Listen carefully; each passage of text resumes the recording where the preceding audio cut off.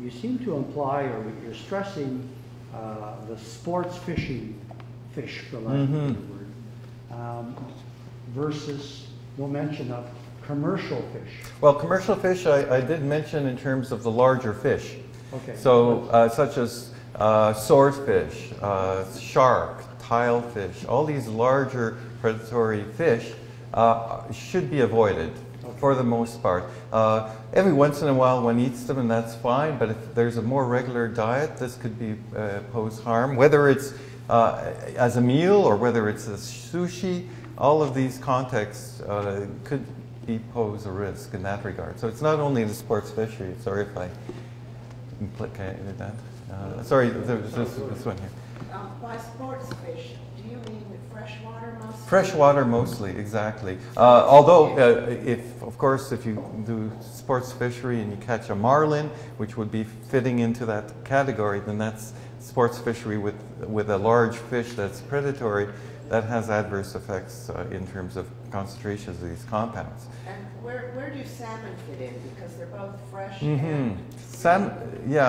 salmon, well, there are higher concentrations in farms versus wild caught because potentially wild caught are eating lower down in the food chain. But the farmed has higher? It has higher, but it's controversial whether the concentrations are that much higher to really make any impact. But they're high. They're one of the highest in the omega-3s, exactly, so, and they're not in the same area as the larger predatory fish. Okay. Yeah. So we can eat unlimited sushi salmon. It's not an issue for so much with salmon. It's the larger fish. Yeah, that's good. It's okay. I've answered my question. Okay. Me too. We all love our salmon. I love it too. Disrupting? Does it play on parathyroid, and would it have any link with the osteoporosis, higher levels in the women and older women? Right. It's an interesting question. I haven't seen anything on the parathyroid or bone health. And not that it doesn't exist, but certainly it may potentially have some adverse consequences through estrogen, since these are mimicking but dampening the effects of estrogen. So estrogen being particularly important for bone health. I haven't come across that, but it's a conceivable possibility. It's an interesting thought. So does this mean cod liver oil is not good for you? That's a really good question. A liver is not a particularly good source from the fish. The reason is that liver is the central processing unit for breaking down all the toxicants. So liver oil will more than likely have higher concentrations not only of PCBs but methylmercury and other compounds, since this is the worst place you can take the oil from.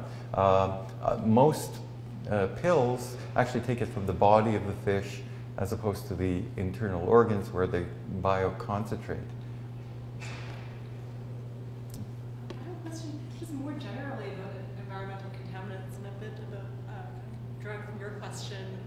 When you were pointing out how complicated PCBs can be in their chemical structure. I wonder, I mean, generally, are we seeing now more problems that could be associated with environmental contaminants? They're actually very difficult to pin down. Well, that's a good point, because more recently, in just past couple of years, some major papers have been coming out implicating just that. The higher incidence in the population of obesity has been linked that, which interestingly enough has been linked with bacterial flora being adversely affected in the colon area. And that's been linked as a major contributor.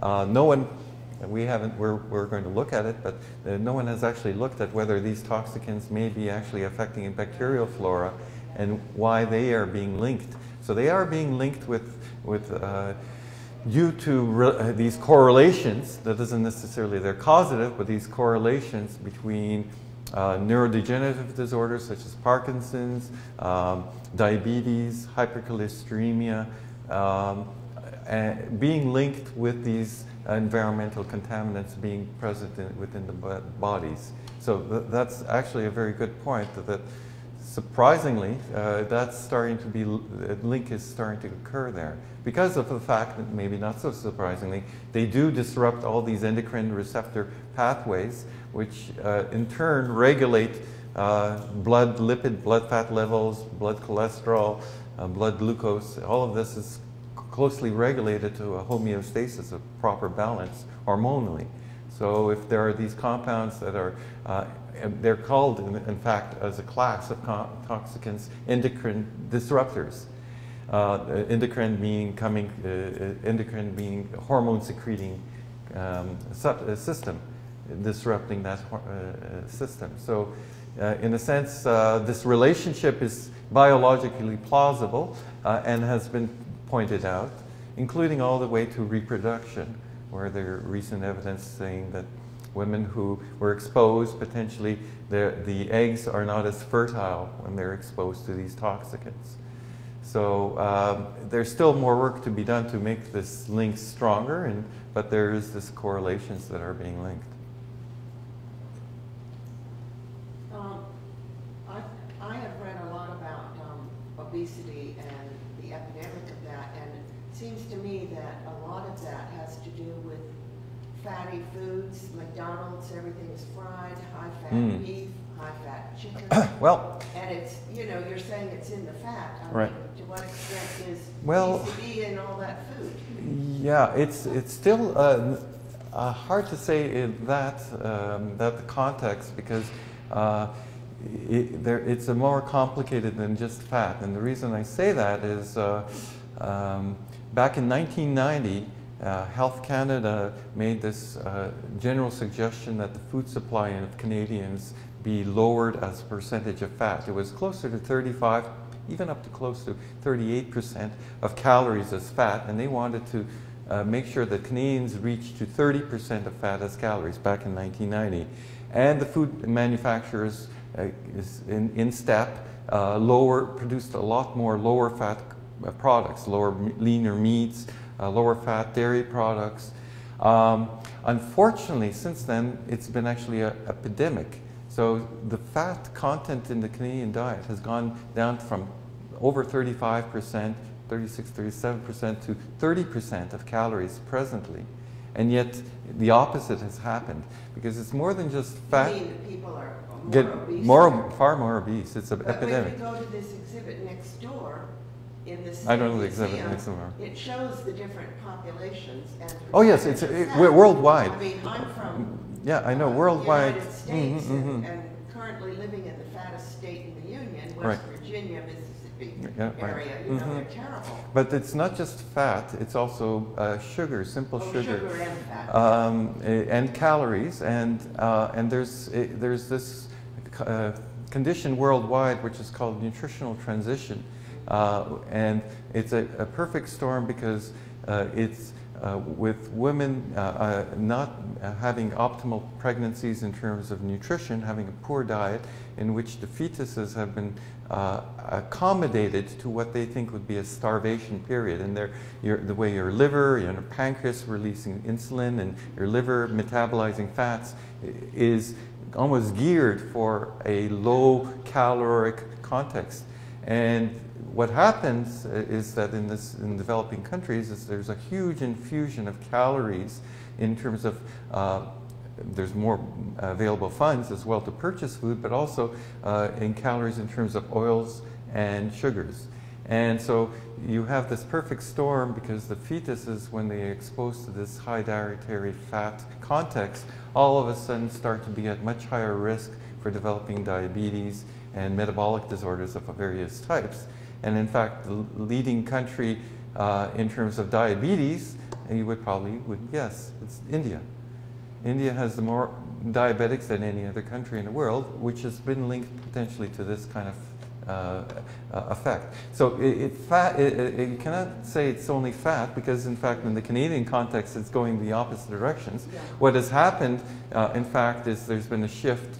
For instance, milk intake among children has dropped dramatically since 1990, because providers are worried about the fat in milk, and instead they give sugar-sweetened beverages or fruit juices that are high sugar content, and colas. have gone up proportionally higher.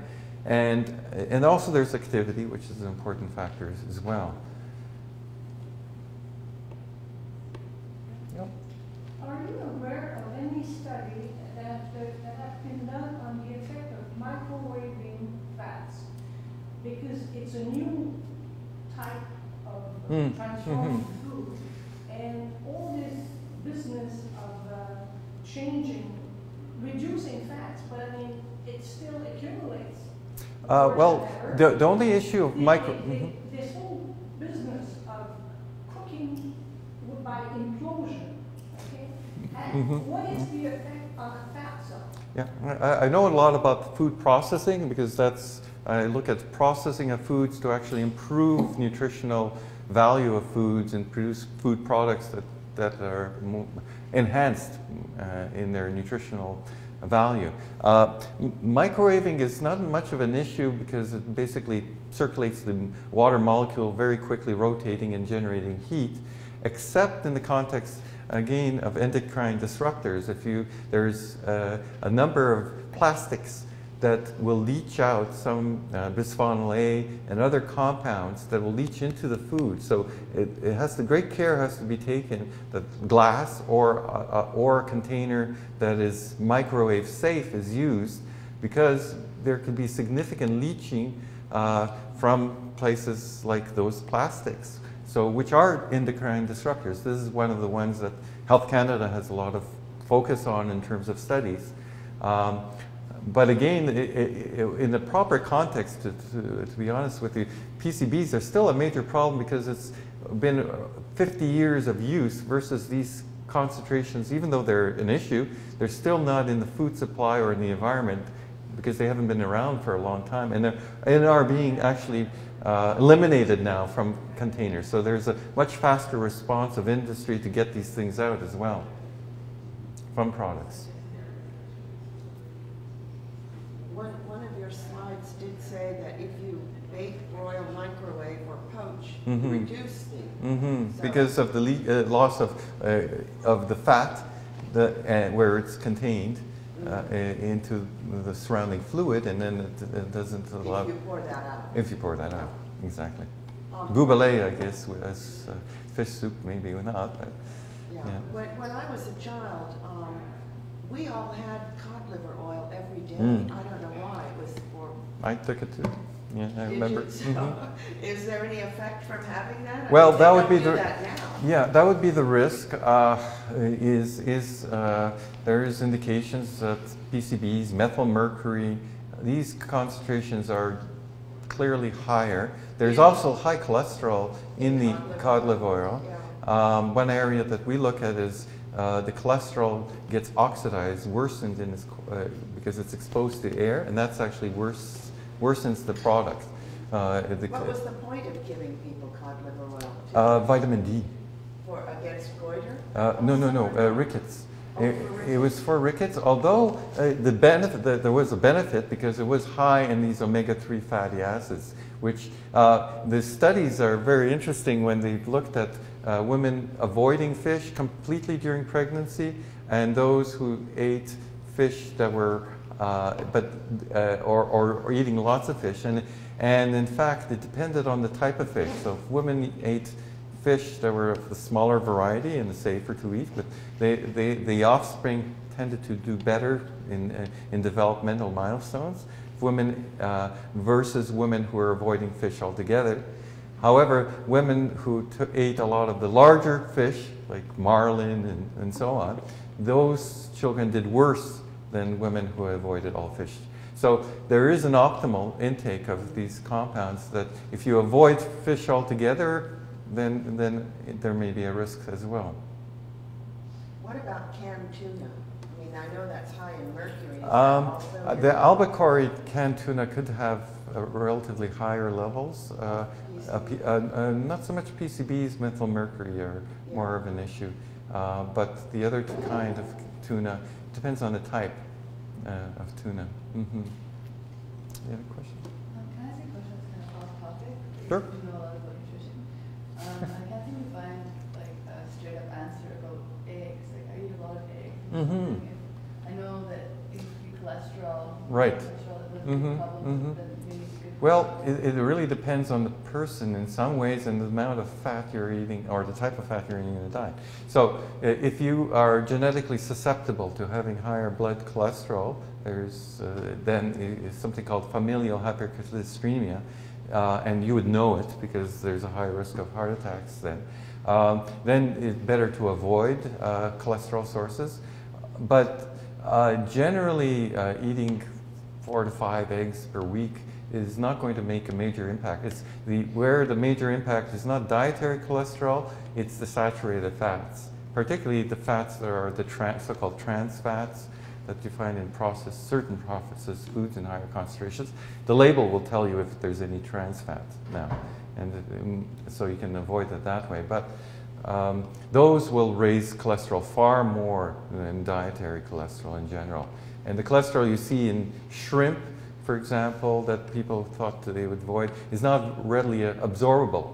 So it won't raise your cholesterol as much as eggs would, for example. On packaging of some commercial available Sorry? omega-3 capsules, as they mentioned, Right. it's filtered for PSP, but means it's like commercial trick, like marketing trick, or they really do that? What Yeah, there are some studies that some of these products may have higher concentrations of PCBs if they're not properly refined. So there are variations, but some of these talk about highly refined, and these are probably the safer ones to take. So generally, it's not, the concentrations are not to be thought to be excessively high of these compounds in the oils, because they've been taken normally from the body of the fish, unless it says fish liver oil capsules, and then that's where it becomes a major problem. I have a question just about this field of nutraceuticals. Mhm. The word I was impossible to translate into French. Right. But between nutrition, the Uh-huh. foods that are pharmaceutically Right. efficient. So, I mean, I guess the question is a few parts. I mean, it's a field unfamiliar to me. What are the concentrations of foods that you need to eat to make these effective? Uh-huh. And also, what's the state of this kind of research with regards to the bigger pharmaceutical companies? Mhm. I mean, is it more, how is it funded, or are these Right. companies interested in it, or? So, how- well, good questions. It's a huge field, business field, in fact, and apart from a research field, and both are burgeoning because I mentioned phytochemicals. There's chemicals found in plants as one example of nutraceuticals. What nutraceuticals, the definition is these are components from foods. It doesn't have to be nutrients, but food components that have health benefits, some physiological benefit, over and above what you would get from normal nutrition. So an example would be polyphenols, for example, that I mentioned. Polyphenols, if you have a diet that has no polyphenols in it, you will not get a deficiency of polyphenols, and you won't suffer per se with a deficiency disease, unlike if you had a vitamin C deficiency of scurvy, and you would suffer from that. So that's the difference. Is one, when you have a deficiency, you'll get some kind of symptoms and disease. The other, you won't. On the other hand, there's increasing evidence that these kinds of compounds our bodies actually have adapted to a certain degree and makes use of. And so polyphenols, or another example is there's these so-called carotenoids. These are vitamin A-like substances. They don't generate vitamin A in the body, but they're found in dark green leafy vegetables. They're called lutein and zeaxanthin. These are two carotenoids that are found in dark leafy green vegetables, corn, pumpkin. They add pigment to those foods. But our receptors in the eye actually have receptors for these compounds, and they concentrate in the eye and have been linked with the decreased risk of macular degeneration. So lutein and zeaxanthin, these are two compounds. And so our bodies have evolved to make use of them, and actually they act like UV filters, protecting the eye lens against the damaging effect of ultraviolet light. and have been linked, well, higher intake with decreased risk of macular degeneration and cataracts. And in fact, that's been validated with clinical trials, double-blind randomized controlled trials, and optometrists will prescribe this to decrease the individuals who are starting to experience symptoms because these have been validated. So that's what still needs to be done with a lot of these nutraceuticals. I develop them and so on, but you still need a lot of validation to go with clinical trials ultimately to test for them. The other aspect, this is more what I look at, is not looking at individual ones in high concentrations, because in large doses they can act almost like drugs and have toxic side effects. So you might think taking a large amount of a polyphenol would be great for you, but in reality your body is more adapted to taking a mixture of these compounds. So I develop mixtures of low amounts of these compounds, so because they work together as a network more beneficially. So if you give one in large doses, then you're more likely to get side effects and maybe cause imbalances in your body of how it works properly versus having low concentrations that will not cause toxic side effects but will work better as a network. So that's the approach of extracts that we develop to test, for instance, in this regard and in other ways. Are they commercial or no? Well, there is a product that we've developed, for example, a fermentation product of soya called soya kefir that we've tested clinically against for pain relief and energy enhancement in chronic fatigue syndromes, patients, fibromyalgia, people who have joint pain. So there is a product that we've got on the market for that. And does it work? Oh, well, I don't want to tout anything, but yeah, it's quite potent, actually. It's called soya kefir. And is that prescription? Or No, it's over-the-counter? over the counter. Yeah. What we look at processing, and one way of processing foods is fermentation, like yogurt and so on. And we use a mix of bacteria and yeast, many kinds, probiotics, to generate release compounds from soya that normally are not well absorbed. And soya has a lot of health benefits, but the fermentation allows better absorption of these compounds that normally you would not be able to absorb. And then it's like a super soya effect. And so there's a colleague of mine, Yoram Shir, who runs the medical doctor who runs the pain clinic at the Montreal General Hospital, who does work with soya for pain relief, including women who have mastectomies who experience intense pain, and he's testing the effects of soy milk, for example, on that and showing pain relieving effects. We've done this with fermentation because you can enhance that effect, make it more bioactive product. Hence why we're seeing the effects we see are similar to opiates in their pain relieving qualities. And there are breakdown products of soya proteins that are opiate-like. These are called peptides, and they potentially are better absorbed and then have this opioid-like effect on pain. Soy is genetically modified. Sorry? Does it has like long-term effects on Which? Sorry? the soya? Most of that is a genetically modified product. Yeah, a lot of them are GMO. That's true, but there's not been, to my knowledge, any adverse effect from the GMO per se.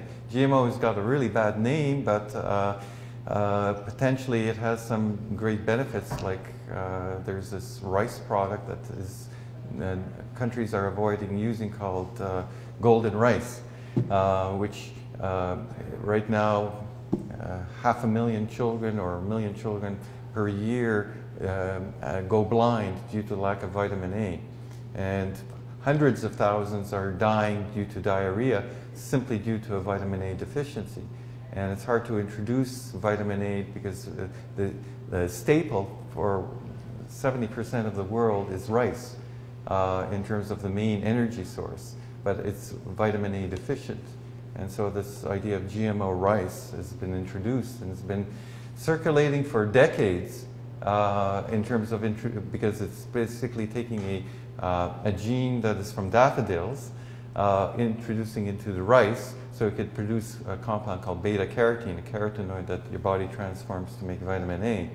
But there's been huge blockage of introducing golden rice because of the fear of GMO, even though I personally haven't seen any adverse effects associated from any scientific research. But there's this fear of GMO. Despite that, even though if it had been introduced more in the food supply, it would be a very effective way of, because it's very hard to treat vitamin A blindness, and hundreds of thousands of children die every year because of diarrhea due to lack of poor immune function due to lack of vitamin A. And it's hard to do, they do injections with large doses in areas, but these are short-term and only a small portion of the population are provided to children with the vitamin A injections. So there aren't effective means to bringing vitamin A to much of the world's food system. And this is one approach, but there's been fear of GMO. So it's, and developing countries are avoiding using them because they're worried that if they introduce it in the food supply, they won't be able to export food that they grow like rice because of the fear of GMO in developed countries. So even though it could be a very effective means of delivery of vitamin A, it's being avoided because of this fear. Yeah. On changing of the flora and lowering cholesterol, what's the latest on that? Is it worth to change probiotics and do I don't know, 3 weeks on a new probiotics? Right. Lower your level of, because well, what we, the probiotic story is very interesting because what we look at also, and is brain function, because the bacteria flora potentially can affect your brain, because in fact you have a nervous system in your gut called the enteric nervous system, which is highly innervated with nerves and goes right to your brain and communicates with it.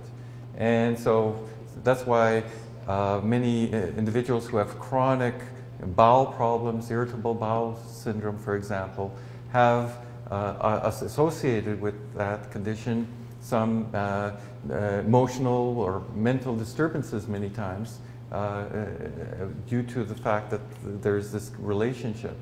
And there have been animal studies, and we've done studies, but also others have done with humans as well, providing probiotics with some diseases such as chronic fatigue syndrome. Many individuals for chronic fatigue syndrome, in addition to being chronically fatigued, experience chronic pain, and many of them also have problems with emotional effects and mental disturbances that all come as a constellation. And that's been treated, like we have in others, with probiotics and showing an effect. It's been seen in animal trials as well, where you have animal models that are improved with administration of probiotics. So in terms of type of, in other words, what family or what type, well, there are very limited amounts of probiotics in the food supply right now, apart from yogurts. And you have products like BioK Plus that's been, you have other products. Our product actually is a product, it's a powder, and it's not live bacteria, but because live bacteria could have some negative consequences. Even though they're probiotic, they're not necessarily helpful for everyone because of the fact that some people may have adverse consequences. But dead bacteria will do the same thing as live. You don't have to have live bacteria in your probiotics, by the way. Most of 99% of the bacteria don't survive through going into your gut after they've gone through high acidity, going through everything. And in fact, they don't get established in your gut. When the moment you stop taking it, within a few days, the bacteria goes back to its original form. So if you keep taking it, you'll be residing in your gut.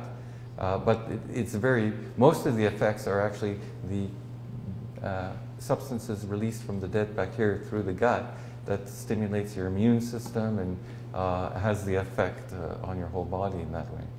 Okay, so what's the name, or what's the billions, or what's the Well, there are these lactobacilli type of bacteria, lactobacillus. They're Lactobacillus acidophilus, Lactobacillus bifidus. There's several strains that are on the market or being introduced. In our product, we have about 40 different types of bacteria and several forms of yeast that are probiotic that produce our product. Because we work with the Moscow Dairy Institute that produced this product, a probiotic called kefir. Kefir, K-E-F-I-R. So this is a probiotic that has many types of bacteria and yeast, and each one of them have their own type of benefits. So there's indications the more probiotic bacteria take in, you have greater benefits because each have their own properties associated with them. So that's potentially one reason the soya product, for instance, that we have, that we developed is so potent.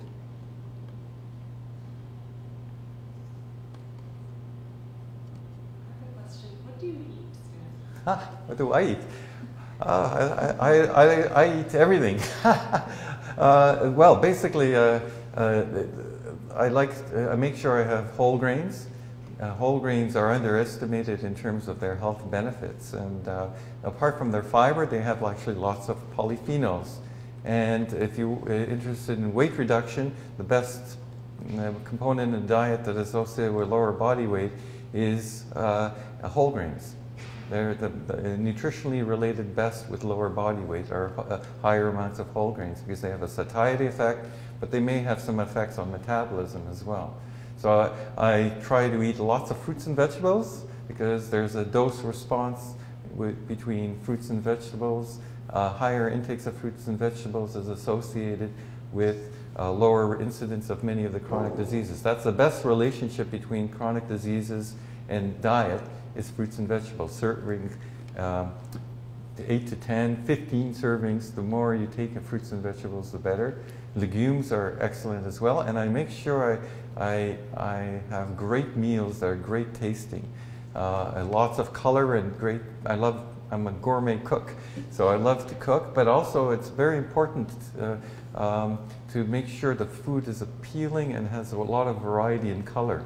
The more you have of color, the better the diet, because each different kind of color to the food have different pigments of these phytochemicals, and they each have their own benefits. So I make sure the meal is full of color. But I have meat, I have fish, but all in proportion. Yeah, but having a wide variety, a wide spectrum of different foods in small amounts have by far the best nutritional health benefits than eating one type of food. Whether it's the best food in the world, if you keep eating a monotonous food, you're not going to get your nutritional benefits, even if it could be whole grains. If you eat nothing but whole grains, you're not going to have, because it's all having a balance. Nutrition is always having the right balance, just like everything else in life, right? So if you have the right balance and not too extreme on anything, you're going to be more holistically healthy. Yeah. And flavor is very important. There's a whole psychology about food and eating, of color, of the environment, having a nice music in the background and so on, that people are starting to realize can have effects on how you consume food, how much you consume, and how you metabolize food. I think I've heard or have read somewhere other endocrine disruptors have possibly altered human DNA. Yeah, that's an area where... Could you repeat the question, please? I was trying to make a connection between endocrine disruptors and human DNA. Yeah, that's a good point, actually. That's an area we look into a little bit. It's called epigenetics. And epigenetics refers to the fact that it refers to how you express your DNA. So your DNA structure can't be changed pretty well, but what can be changed is the genes, how they are being expressed. And this is what happens, for instance, in utero, where the fetus might have a bad diet, and there's an epigenetic effect where the exposure to the malnourished environment changes how the organ functions for a life. Like the liver, the brain, and so on, they change their function permanently, although not, I'll qualify that, to a certain extent, some of these epigenetic effects can be reversed. There is indication alcohol, tobacco smoke, and potentially endocrine disruptors exert epigenetic effects, adversely affecting the function of genes. And this effect can cause, for instance, effects on psychiatric risk later on. If you're exposed in utero, there's indications malnourishment during famine, during pregnancies, the offspring have much higher incidence of psychosis and schizophrenia due to the malnourishment during the pregnancy. And this is thought to be an epigenetic effect, the way the genes are expressed to cause a change in the risk of disease later on. Interestingly enough, nutrition may counteract that, and also behavior, such as meditations, Tai Chi, prayer, meditations, walking meditations. These studies have shown that there's a whole host of epigenetic effects that induce protective components in your genes, such as antioxidant enzymes and proteins, that are, the longer the person is doing this practicing, there's a dose-related response to these types of calming meditative behaviors. About, I'm thinking more passing along to another generation. Yes, these epigenetic effects get passed on. It's why offspring potentially of women who have gestational diabetes that happens during pregnancy, their offspring may be at higher risk, and part of that's been suggested to be an epigenetic effect. And these are translatable into subsequent generations. Mm-hmm. We have PCBs. Yeah, the PCBs and other endocrine disruptors are been suggested. It's still an area under investigation, but they may impact that way, absolutely.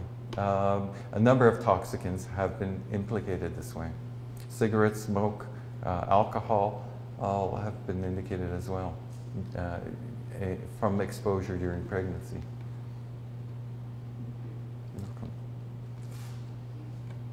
May I make another comment? Sure.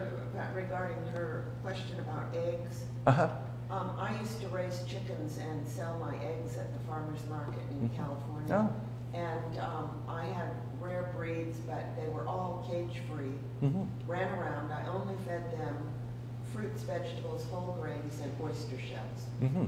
And the yolks were a color I've never seen. Mm. People, years later when I stopped selling, still wanted to know where I was selling my eggs. Right, right. I mean, they'd sell out within 10 minutes. Well, the color is the carotenoids. Yeah, oh, I know. Mm-hmm. But I've also read a lot of studies that chickens fed that way have much lower cholesterol than chickens who are sitting in a tight, cramped area. Sorry, the chickens had cholesterol? The eggs of chickens that are running around have less cholesterol. I haven't seen that.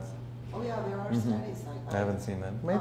Yeah. Anyway, I was pulling all these things up on the internet. Okay. Scientific journals. Mm-hmm. But a lot of the chickens that are commercially raised never move. Yes. They're so tightly packed. Mhm, They're mhm. fed everything from Right. plastics to string. I mean, it's incredible. And a lot of that was in Michael Pollan's book. You know, have you read his books? What is that? The most famous one that started this whole food revolution. Oh, the Federal Relation. Yeah. Mm-hmm. Anyway, he was going through what happens with cattle and Mhm, chickens and all. mhm, So the cholesterol is lowered, and there are. If it is, it probably would not be significant in terms of eating eggs and having an effect on cholesterol, because the effect of eggs per se, even if you ate a lot, wouldn't make a big impact on your blood cholesterol. It might have slight, unless your diet familiar. Well, doesn't the lecithin in the white reduce cholesterol? Sorry? The lecithin in the egg white, is it cholesterol reducing? There isn't much of an effect, to be honest with you. Really? I don't know. I'm sure I read that somewhere. No, it's pretty well absorbed, regardless. In the yolk? Yeah. But just to put it into context with cholesterol, the amount you synthesize in your body is several-fold greater than what you can absorb through the diet. This is why the amount in the diet is relatively little. And the best way of lowering your cholesterol is lowering your body weight. Because the more body weight you have, the more cholesterol you're going to synthesize. And by far the most effective, you can lower 30–40%. You eliminate cholesterol from your diet, maybe 1% of your cholesterol is affected, if you're lucky. Whereas body weight will have a huge effect. Better than even avoiding fats and so on. It's just lowering your body weight. Thank you. Okay. Thank you, Stan. You're welcome. For your presentation tonight. And I think it highlighted well all the ambiguities that are in these issues that maybe hinted at in exhibition as well. And I welcome everybody back to the next expert in the library series on December 8th, Pat Rasmussen, who conducted the Canadian dust study that's in the exhibition that will be speaking. And then January 12th and 19th, we'll also be having speakers on pollen and cell phone radiation, respectively.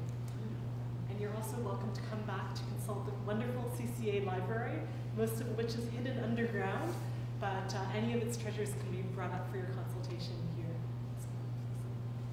Okay, thanks for your attention. Great questions. Very nice.